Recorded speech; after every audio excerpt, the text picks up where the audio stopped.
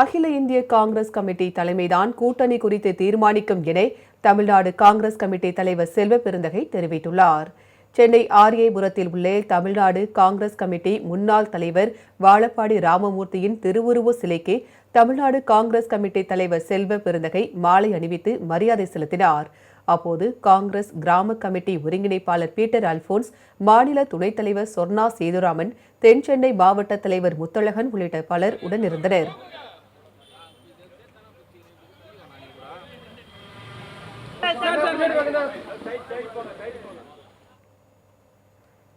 ஒரு சாமானிய குடும்பத்தில் பிறந்து 5 முறை நாடாளுமன்ற உறுப்பினர், ஒரு முறை அமைச்சராக இருந்து காவேரி பிரச்சனையில் தன்னுடைய பதவியை ராஜினாமா செய்தவர், தொழிலாளர் நலன்களுக்காக குரல் கொடுத்தவர், அன்னை இந்திரா காந்தி, தலைவர் ராஜீவ்காந்தியுடைய நம்பிக்கை பெற்ற தலைவராக இருந்திருக்கிறார். இதனைத் தொடர்ந்து சென்னை சத்தியமூர்த்தி பவனில் அலங்கரித்து வைக்கப்பட்டிருந்த வாழப்பாடி ராமமூர்த்தியின் திருவுருவ படத்திற்கு தமிழ்நாடு காங்கிரஸ் கமிட்டி தலைவர் செல்வ பெருந்தகை மாலை அணிவித்து மரியாதை செலுத்தினார்.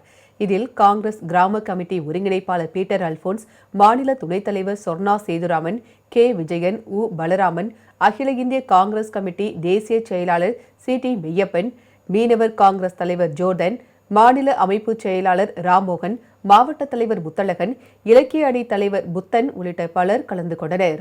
இதைத் தொடர்ந்து செய்தியாளர்களை சந்தித்த செல்வ பெருந்தகை, அகில இந்திய காங்கிரஸ் கமிட்டி தலைமையும் ராகுல் காந்தியும் தான் கூட்டணி குறித்து தீர்மானிப்பார்கள் என கூறினார்.